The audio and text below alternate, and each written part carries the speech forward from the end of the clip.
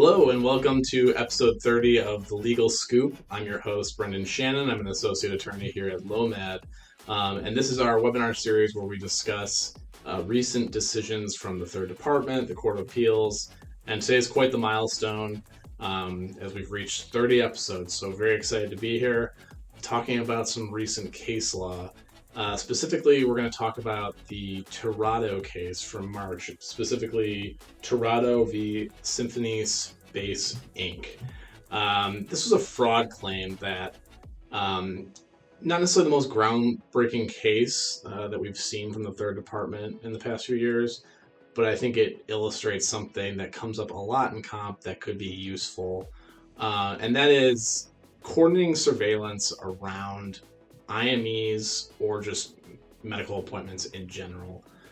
In this case, the claimant had two claims, and eventually the carrier produced surveillance that corresponded with 5 IMEs over, I believe, 2 years.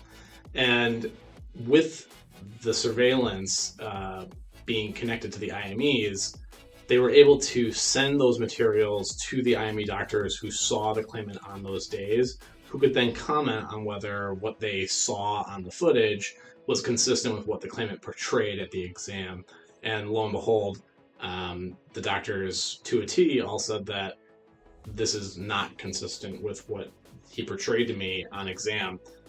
Even so far as a psychiatric IME indicated that the claimant reported that he basically could not function or do anything because of an extremely depressed state, contrary to what was shown on the footage that very same day.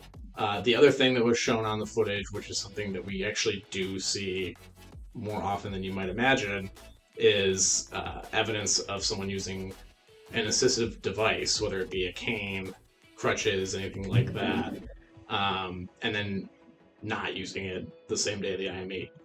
So only using it at the IME. But what this sort of shows is that when you're getting surveillance, it's good to get targeted surveillance. Now, the best way to do that is arranging it the day before, the day of, the day after an IME. But there are other ways to approach this. For example, if you have a nurse case manager working the file who's aware of when upcoming treatment visits will be, you can coordinate surveillance around that. It's another way of knowing where the claimant's going to be, particularly when you're dealing with claimants downstate in New York City, where it's a little bit more challenging sometimes to locate them.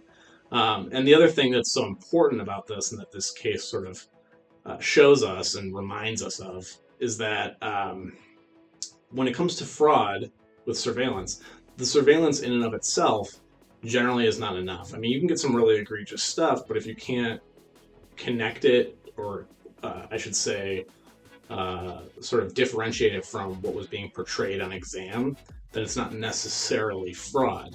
So if you do have suspicions that a claimant is malingering, it's good to get surveillance, but it's especially important to coordinate it with an IME, or to make sure that it's being coordinated with the claimant's treatment visits.